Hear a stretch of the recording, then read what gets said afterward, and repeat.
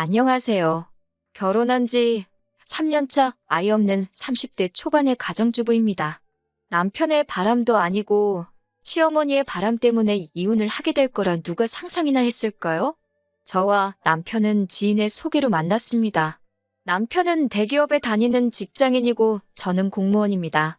연애도 안 하고 회사 생활을 하는 저희 둘을 보고 딱하게 여긴 지인이 다리를 놔준 케이스예요. 결혼을 생각하고 만난 건 아닌데 말도 잘 통하고 여러모로 잘 맞는 부분이 많아서 결혼까지 하게 되었습니다.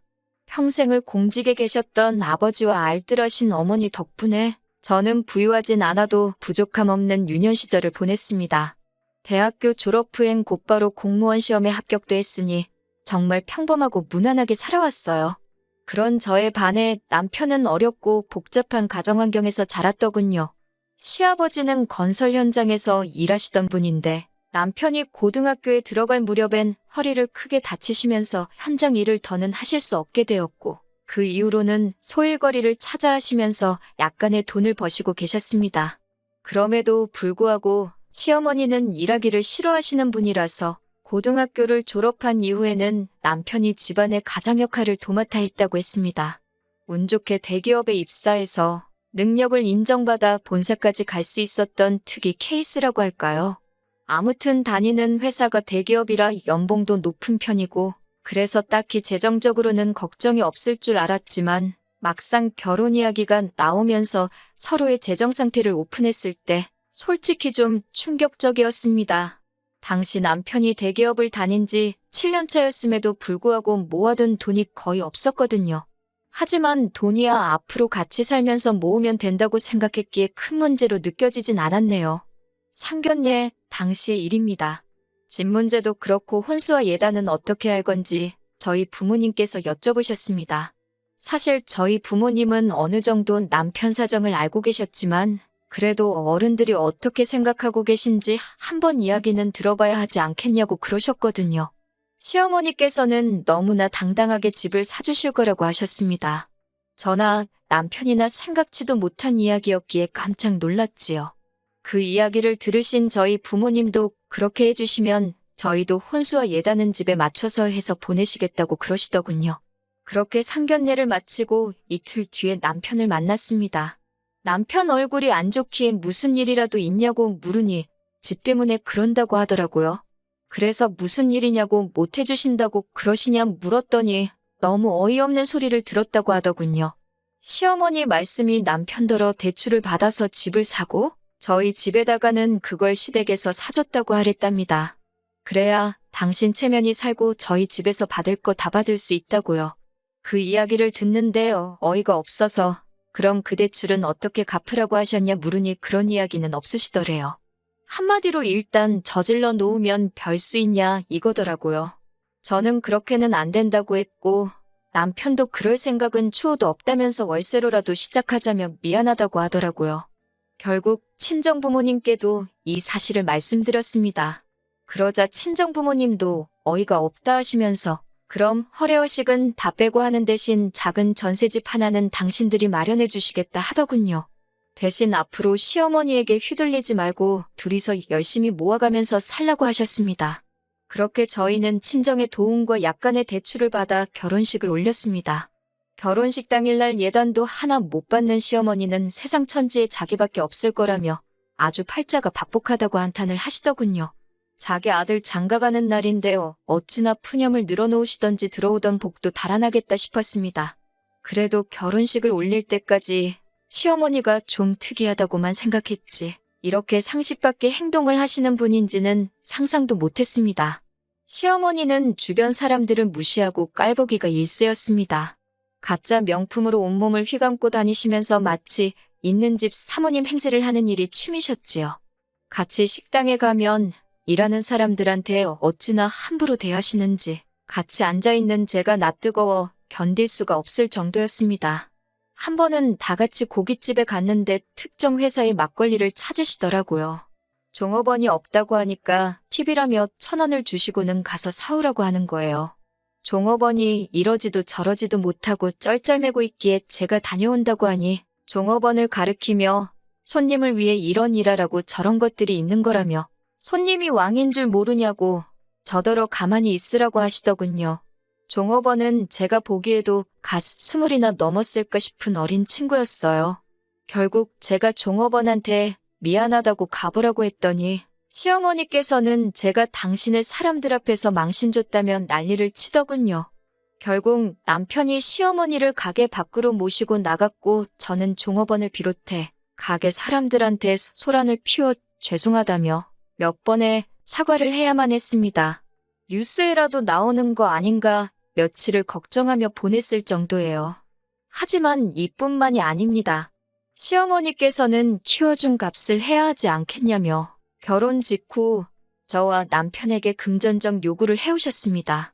원래 저희는 결혼하고 1년 정도 신혼을 즐긴 뒤 아이를 가질 생각이었어요. 그런데 시어머니가 그 이야기를 듣더니 애 가지면 돈이 얼마나 많이 들어가는 줄 아냐면서 그러면 당신 노후는 어떻게 하냐고 일단 키워준 값부터 갚고 나서 애를 가지라고 하시더군요. 황당하고 어이가 없어서 말도 안 나와서 도대체 얼마를 갚아야 하냐고 물었더니 대기업 취직시켜서 보냈으니 돈 1억은 갚아야 하지 않겠냐고 하시더군요. 저도 남편도 그 말에 아무 말도 잊지 못하고 한마디 대답도 못하고 있는데 옆에서 시아버지께서 당신이 애들한테 해준 게 뭐가 있어서 그런 소리를 하냐며 저희 보고 신경 쓰지 말라고 하셨습니다. 시어머니는 시아버지께 잘난 거라곤 쥐뿔도 없으면서 어딜 나서냐고 매섭게 쏘아붙이시더군요. 그러자 시아버지도 돈 못 버는 당신이 죄인이라며 자리를 피하셨습니다. 그런 시아버지를 보니 마음이 너무 불편하고 속상했습니다. 사실 시아버지는 말수가 많지는 않으셨지만 그래도 늘 저희에게 더 해주지 못해 미안하다 하시고 지난 명절에도 남들 몰래 제 주머니에 10,000원짜리 3장을 찔러 넣어주시면서 얼마 안 되지만 맛있는 거라도 사 먹으라고 하실 정도로 저희를 챙겨주시는 분이시거든요.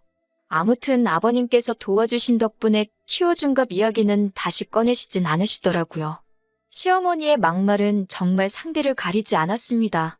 하지만 무엇보다 제가 시어머니에게 실망하고 그로 인해 남편과 이혼까지 결심하게 된 이유는 바로 시어머니가 바람을 피우고 있었기 때문입니다. 전셋집을 알아보던 당시 남편은 가능하면 시댁에서 멀리 가지 않았으면 좋겠다고 하더군요. 시아버지가 아무래도 허리가 안 좋으시니까 혹시 무슨 일이라도 있으면 바로 옆에서 챙겨드릴 수 있으면 좋겠다고요. 또 마침 시댁이 제가 일하는 곳과 가까운 편이라 굳이 싫다고 하기도 애매해서 그러자 했고 그렇게 시댁에서 한 15분 정도 거리에 전셋집을 구했습니다. 그런데 최근 들어 시어머니가 자꾸 저희 집에 오고 싶어 하시더라고요. 그리고 오시면 그렇게 제 가방이나 옷을 기웃거리시고 빌려달라 하시고 떼를 쓰시는 겁니다. 신우랑은 연을 끊고 사니 저를 딸처럼 생각하신다나요. 그 말을 고직 곧대로 믿지도 않았지만 그래도 또 빌려달라는데 싫다고 하기도 뭐하고 해서 너무 비싸지 않은 가방이나 스카프 같은 것들은 종종 빌려드렸습니다. 그리고 점점 그 빈도수가 잦아지고 있었어요. 그러다 언젠가부터 가끔 제 차도 빌려달라고 하시더군요. 아울렛에 가고 싶은데 차가 없어서 고생이라는 둥 가까운 데서 친구분들과 만나고 싶은데 버스 타고 어느 세월에 가냐는 식이었지요. 안 된다고 하니 그럼 데려다 달라고 하셨고 그건 더 귀찮아서 차라리 차를 빌려드린 건데 그게 화근이었을까요? 하루는 차 안에서 아저씨들이나 쓸 법한 선글라스를 주었습니다. 처음엔 시아버지 건가 생각해서 시댁에 간 날 시아버지께 선글라스를 찾았다며 돌려드렸어요.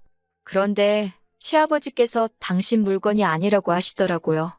어머님이 제 차를 쓰신 다음 날에 차에서 찾았다고 말씀드렸더니 시어머니께서 약간 당황한 듯한 표정으로 아니라는데 뭘 그러냐며 당신이 버린다고 가져가시더라고요. 그때까진 저도 별로 대수롭지 않게 생각하고 있었어요. 그리고 한 이틀쯤 지나서 운전을 하고 있었는데 가벼운 접촉사고를 당했습니다. 그래서 블랙박스를 확인하게 되었는데 거기에는 생각지도 못한 대화 내용이 녹음되어 있었습니다. 시어머니와 어떤 남자분의 목소리였는데 기록을 보니 하루 이틀 있었던 일이 아니더군요. 대화 내용과 동선을 맞춰보니 둘이서 입에 담기도 민망한 곳도 가신 것 같았어요.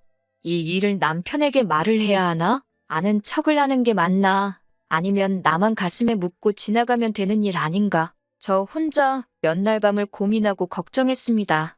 그렇게 속절없는 날들이 지나던 중 주말이란 남편과 모처럼 영화관에 가려는데 시어머니로부터 전화가 걸려왔습니다. 받아보니 시아버지께서 갑자기 쓰러지셔서 병원에 와 있다고 하시더군요. 그래서 저희도 얼른 차를 돌려 병원으로 향했습니다. 시아버지는 집에서 뇌졸중이 와서 쓰러지신 것이었어요. 다행히 발견이 빨랐던 편이라 아무런 문제가 없었지만 몸 오른쪽에 마비가 오면서 결국 거동이 어려워지셨습니다. 말로는 또 언제 위기가 올지 모르니 모든 가족들이 잘 돌봐드리라고 하더군요. 그때부터였습니다. 시어머니는 당신은 병수발 못 든다며 무조건 저에게 들라고 하더라고요. 다른 집들은 그런 일은 다 며느리가 한다면서 제가 벌어봤자 얼마나 버냐고 그럴 정신으로 시아버지나 돌보고 이참에 들어와 살림이나 하라고 하시더군요. 제가 그게 무슨 소리냐고 어머님도 건강하시고 남편도 있는데 왜 제가 병수발을 드냐고 하니 남편이 자기가 저보다 돈을 더 많이 버니까 당연히 제가 해야 된다더군요.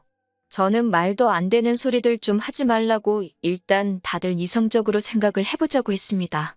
그리고 이튿날 시어머니가 저와 남편에게 할 이야기가 있다며 연락을 해오셨습니다. 시어머니는 시아버지와 헤어지고 새로운 사랑을 찾아 떠나겠다고 하셨습니다. 이른을 바라보는 분이 그렇게 말씀하시니 어이도 없고 기가 차더군요. 제가 그분이랑 새로 살림이라도 차리려고 하시냐니까 시어머니가 흠칫 놀라더군요. 남편이 그게 무슨 소리냐고 묻길래 블랙박스에 다 찍혔더라고. 어떤 신사분하고 여기저기 놀러 다니시고 이미 아버님 저렇게 되시기 전부터 할 일 못할 일 다 하시고 다녔다고 전부 다 말해버렸어요. 그러자 남편은 제가 생각지도 못한 반응을 보였습니다.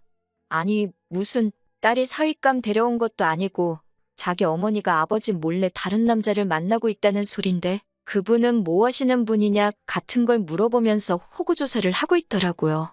그렇게 둘이서 한참을 대화를 주고받더니 시어머니더러 그럼 이혼하고 새 출발하라고 하더라고요. 당신 지금 제정신이냐고 어떻게 얘기가 그렇게 돌아가냐고 했더니 집에 돈 있는 사람 하나라도 있으면 편하지 않겠냐며 자기는 이제 자기 부모 뒷바라지 하는데 지쳤다고 그러는 거예요.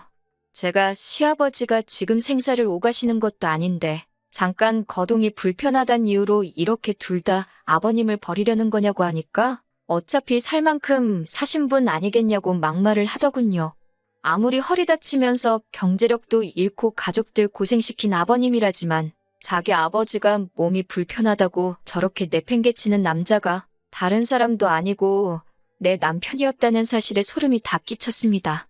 시어머니는 그런 와중에 우리 아들이 드디어 정신을 차렸다며 살 사람은 잘 살아야 되지 않겠냐고 네 아버지는 이참에 그냥 요양원에 보내자고 그러는데 정말 무섭더라고요. 어머님은 몰랐을까요? 만에 하나 어머님이 거동이 불편해지셨을 때 저렇게 짐짝 내던져지듯 버림받는 게 본인이 될 수도 있다는 사실을요. 결국 저는 남편하고 1초도 더 있을 수가 없어서 시아버지를 모시던지 아니면 이혼하던지 하자고 했어요.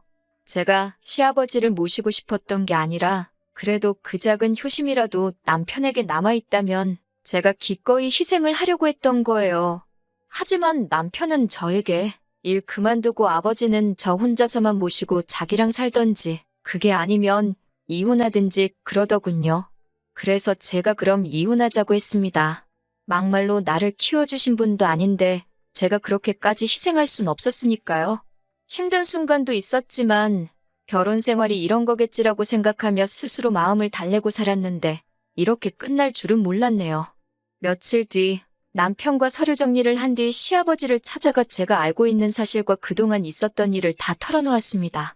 시아버지는 눈물을 훔치시곤 한참 동안 말없이 계셨습니다. 그러더니 당신이 저희 결혼할 때 하나도 못해준 게 마음에 걸린다며 정말 미안하다고 하셨습니다. 그러시곤 시아버지는 제 결정을 이해한다며 미안해하지 말라고 제 손을 꼭 잡아주셨어요. 한순간 차가워진 남편과 협의 이혼을 마치고 얼마 지나지 않아 시아버지와 시어머니도 이혼을 하셨다는 이야기가 들려왔습니다.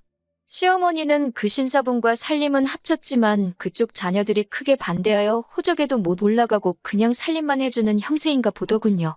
멍청한 남편은 돈 많다는 그 집안 아들이라도 될 줄 알았는지 잘 다니던 회사까지 때려쳐가지고 백수신세가 되었고요.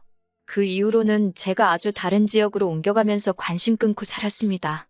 그러다 1년쯤 지났을 무렵 모르는 번호로 전화가 걸려왔습니다. 받아보니 전 남편이더라고요. 전 남편은 시아버지가 돌아가셨고 서류 정리를 하다 보니 사망보험이 있는데 수익자가 저로 되어 있다면서 이게 무슨 일이냐고 묻더군요. 저도 금시초문이라 모르는 일이라고 하니 빨리 보험회사에 연락해보고 돈 내놓으라고 하더라고요. 황당하고 어이없었지만 무슨 일인가 싶어 남편 말대로 보험회사를 찾아가니 남편 말대로 제가 3천만 원을 받게 되어 있더라고요. 그 길로 곧장 변호사를 찾아 물어보니 이건 법적으로 제 돈이라고 나눌 필요가 없다고 하더군요. 하지만 아직까지 그 돈은 손도 못 대고 있습니다. 감히 쓸 수가 없더라고요. 만약에 제가 모셨다면 더 오래 살아 계셨을까 그런 후에 눈물만 자꾸 나네요.